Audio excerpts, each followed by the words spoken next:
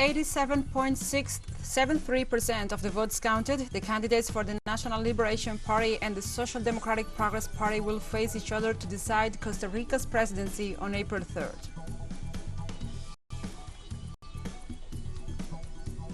The United Nations Security Council discussed humanitarian consequences of imposing unilateral sanctions on countries amid COVID-19 pandemic this Monday.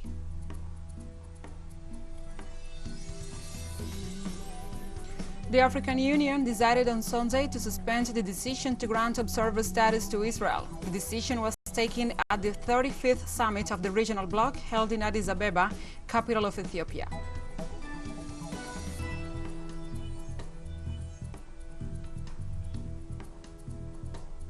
From the headquarters of TeleSUR English in Havana, Cuba, this is From the South. I'm your anchor, Gladys Quesada.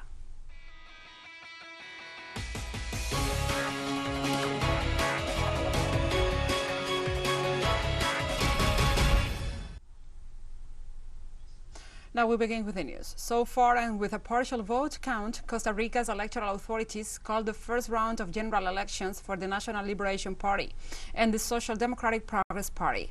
To go on the matter, we now receive Adrián Pignataro, who is a professor at the School of Political Science in the University of Costa Rica. Be welcome, Adrián. Thank you. Very glad to be here. Okay, it's also a pleasure for us. So the most likely to happen is that the National Liberation Party and the Social Democratic Party, the Progress Party, I beg your pardon, go to a second runoff on April 3rd. What do these results tell us about the political scenario in Costa Rica? Well, first of all, we must say that the electoral system, the electoral administration is working very well because the votes have been counted and they almost completed these are partial results, but 87 of the electoral ballots have been counted. So it's on that side of the election, it's working very fine. Now, regarding the parties, we have two very different candidates, a former president versus an economist that we may call outsider. He was a minister for a small period in the incumbent presidency, but they are very different in their lives, in their political careers. So one is an old party, and the other one is a new party. So some people are choosing experience, and other voters chose something new. So Costa Rica is in the top 5 countries facing inequities, social setbacks, governmental corruption, and other economic, political, and social burdens. Are these contenders' agenda accurate to cope with Costa Rica's current situation? Yeah, through the whole campaign, the economy was the main issue. And almost, I think, all the candidates agree that the economy was the most important priority for the next presidency. What makes them differ is how to handle the economic issues and taxes, and how to make the country grow. Also, how to handle with the economic challenges that the pandemic has generated or accelerated. So we have another question for you, Adrián. The National Liberation Party won the majority of the seats in Congress after this Sunday's polls, and also are ahead on the presidential race. How this new party position comes to play for Costa Rica's political atmosphere and the possible development? Well, Liberación also had the largest number of legislators in the incumbent Congress. So it has been always a strong, pretty much alive party. The fact was that Liberación wasn't able to win the presidency in the last 2 elections. But regarding Congress, it will be a stronger, but it has been always the largest party in Congress. that I think regarding your question, the big dilemma is how parties will coordinate between them, how the parties will decide how to support in the runoff election, because according to this negotiation, this legislative, this bargaining among Congress people, that will decide the policies that the government will enact. So yes, indeed, we are following closely these developments. I have also a question for you. So regarding maybe the political landscape, how the country is going through this process, and also which kind of country is inheriting these candidates, because we know all the corruption scandals, all the economic setbacks and the social setbacks that impose the government of Alvarado. Yes, it's a highly unequal country, with slow economic growth, with high unemployment, around 13%. That are the main economic issues, but there are also political issues, distrust toward politicians, toward parties. And we see this success of this challenger, Rodrigo Chaves, that second candidate that gathered most votes. That is a signal to the political system, against the political system. And there is also an education issue, because with the pandemic and with the problems, the structural problems in the public education system, that is a top priority. So yeah, we are hoping the best for your country and for all the ticos in the world. Thank you, Adrian, for these comments and your time hearing from the South. Thank you. So we were talking to Adrian Pignataro, who is a professor at the School of Political Science in the University of Costa Rica. TeleSUR English will provide you more details on Costa Rica's election outcome in further emissions. Stay with us after this short break.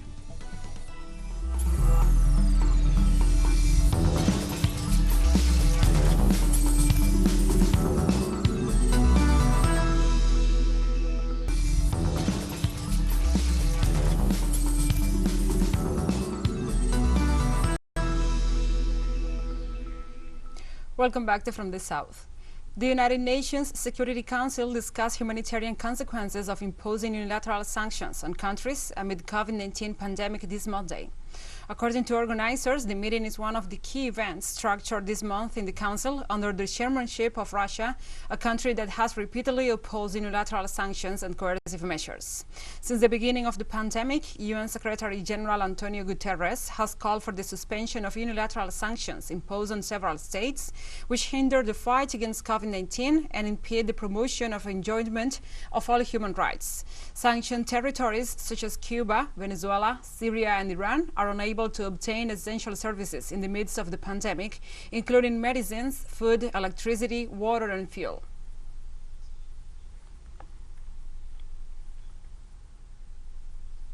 Argentine President Alberto Fernandez travels to Barbados, the last destination of his official tour, and will arrive this Monday in Bridgetown to meet with Prime Minister Mia Mottley. Fernandez is scheduled to arrive in the Caribbean nation this Monday afternoon, and also the meeting is scheduled to take place this Tuesday morning. The meeting will address issues such as climate crisis and the way in which the island located in the Lesser Antilles gained independence from the United Kingdom, while on Tuesday, the president will meet representatives of countries that make up the Organization of Eastern Caribbean States, the OECS, and return to Buenos Aires. Before leaving China, the president held a meeting with Xi Jinping at the Great People's Palace in Beijing, with whom he agreed to deepen political, commercial, economic, scientific, and cultural cooperation, and sign agreements that will involve financing for investments and works for more than $23.7 billion in Argentina.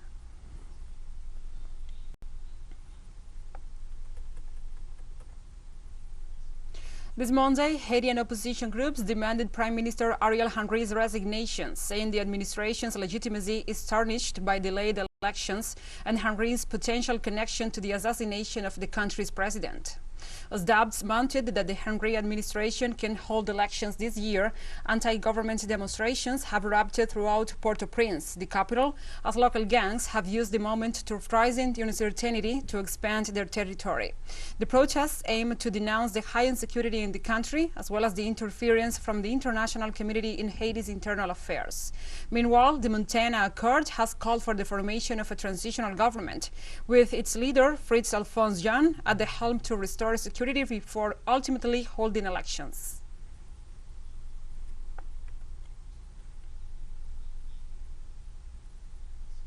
Hundreds of migrants, including women and children, were evicted from camp that was set up almost a year ago in the Mexican state of Tijuana. The operation to relocate migrants who had taken over an area known as El Chaparral began at 5 a.m. local time and involved dozens of elements from different security forces, including the National Guard. More than 400 people were evacuated, some in buses and others on their own. During the evacuation, several migrants, mostly Haitians and Central Americans, expressed their rejection of the decision. They recalled that authorities had assured them that they will not be forcibly removed.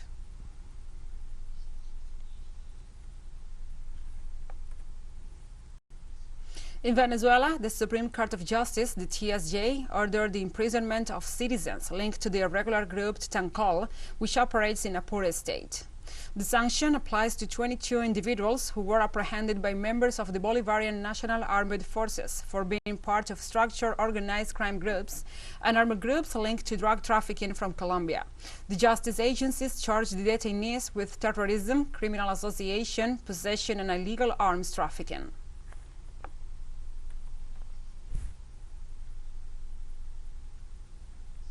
One of the most recognized social programs in Nicaragua are the so-called health fairs, special services that reach the most vulnerable communities in the country. But what are they and what is their scope? Let's see the following report from our correspondent Maria Jose Diaz in Managua.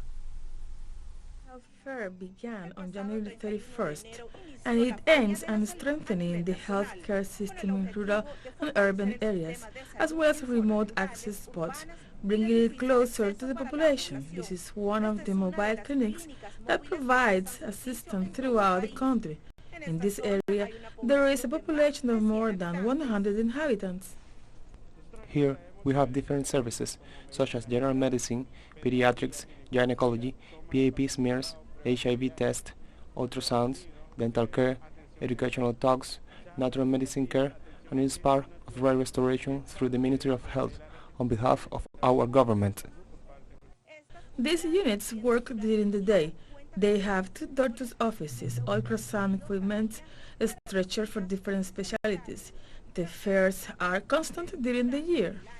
They benefit us in terms of distances because they come closer to us, and it benefits us economically because we don't have to go to a hospital or pay fares or anything else. So the whole community benefits from it. According to official data, they expect to assist more than 100,000 Nicaraguan people throughout the country, not only in mobile clinics but also in health centers. Francisco seizes the opportunity and gets his jab against COVID. Medicine comes to our doors at home, to people who cannot move, who have difficulty attending a health center. Our government provides this clinic so that people can be assisted with quality. A total of 950 hospitals, fairs, and mobile clinics for 1,250 communities where 7,000 people participate, including health workers and members of community networks, assisting 97,000 citizens in more than 68,000 doctors' offices, of which 11,000 are with medical specialists. María José Díaz, TeleSUR, Nicaragua.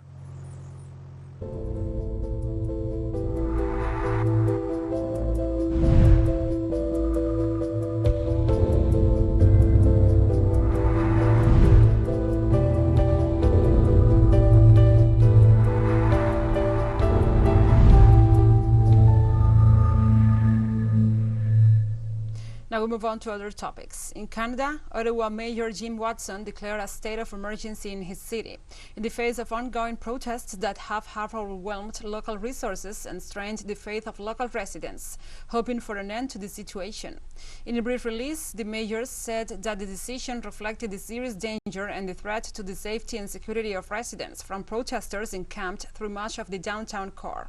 The move gives the city some flexibility to more quickly procure supplies, some of which the brief release noted could help purchase equipment required by frontline workers and first responders. Watson's declaration marked the end of the second weekend of the Freedom Convoy taking over much of the capital's downtown, with trucks clogging streets and protesters occupying sidewalks in front of Parliament Hill and into nearby residential areas.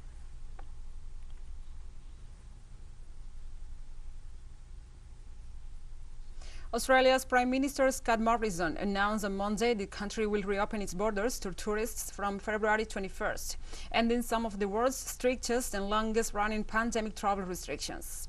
After a meeting with the National Security Cabinet, Morrison said the borders will reopen to all visa holders and those double vaccinated.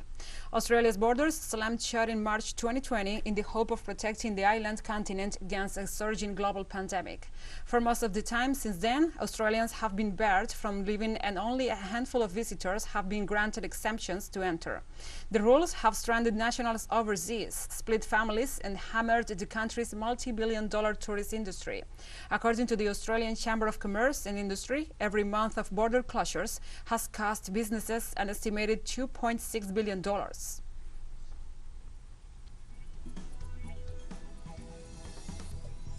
And we have more news coming up after a final short break, so stay with us.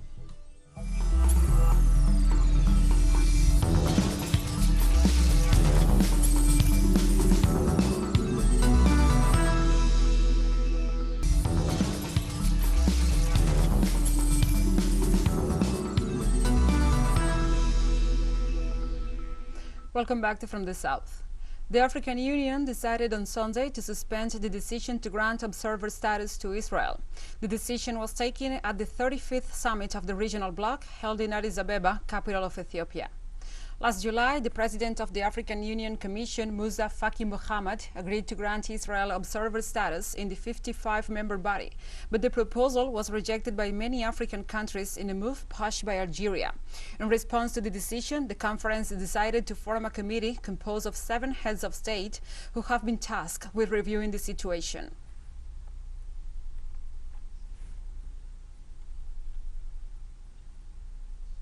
The head of the United Nations Assistance Mission in Afghanistan, Deborah Lyons, voiced grave concern over the situation of disappeared women activists in the country. The UN envoy has delivered this message of concern to Afghanistan's interim deputy prime minister for political affairs, Abdul Kabir. The UN mission in the country stated that during the meeting, the country's interim premier committed to seek answers and give up an update soon. The mission also reaffirmed that world support to Afghanistan is eroded without respect for all Afghan rights. This came after media reports stated that the Taliban arrested 2 women activists in Kabul on Thursday. Recently, women activists who were voicing for their rights in the capital city started disappearing in recent months.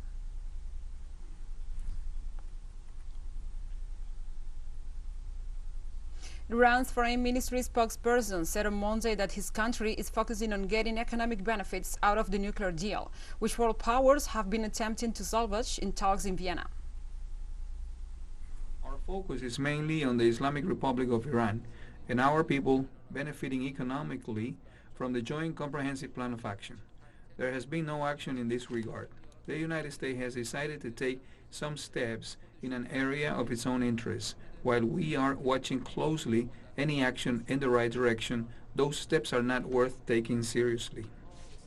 The Islamic Republic of Iran expects that necessary decisions have been made by other parties, especially in Washington. The issue of removal of sanctions and Iran benefiting from economic aspects of this comprehensive plan of action is a key issue and Iran's red line. China urged the United States to take the right step towards the Iran nuclear issue by waiving sanctions on Iran's civilian nuclear programs and overhauling its erroneous policy. China welcomes the U.S.'s position to waive sanctions on Iran's civilian nuclear program and believes that it is a step in the right direction. The talks on resuming compliance with the Joint Comprehensive Plan of Action are currently at a crucial juncture. As the culprit of the Iranian nuclear crisis, the U.S. should completely correct its wrong policy of maximum pressure on Iran and lift all illegal sanctions on Iran and third parties. On this basis, the Iranian side should resume full compliance. The government of China strengthens bilateral relations with several countries participating in the opening of the Beijing 2022 Winter Olympics. More than 30 leaders from various countries and the international organizations took part in the opening of the Olympic Games on Friday, February 4th, including UN Secretary General Antonio Guterres, Russian President Vladimir Putin, and the leaders of the United Arab Emirates, Qatar, Ecuador, Tajikistan, Uzbekistan, Egypt, Turkmenistan, among others. The Chinese president held meetings with these personalities and they agreed to strengthen bilateral cooperation ties. These leaders also agreed to work together to confront the COVID-19 pandemic, to defend multilateralism and to reject the policies of international pressure and sanctions.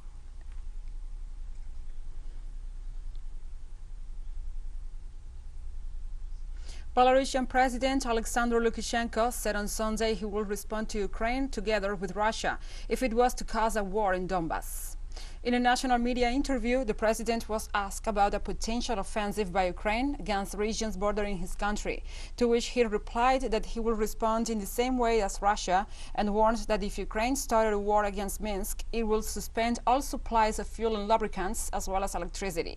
During the interview, Lukashenko held Western countries, especially the United States, responsible for leading Kiev into a war.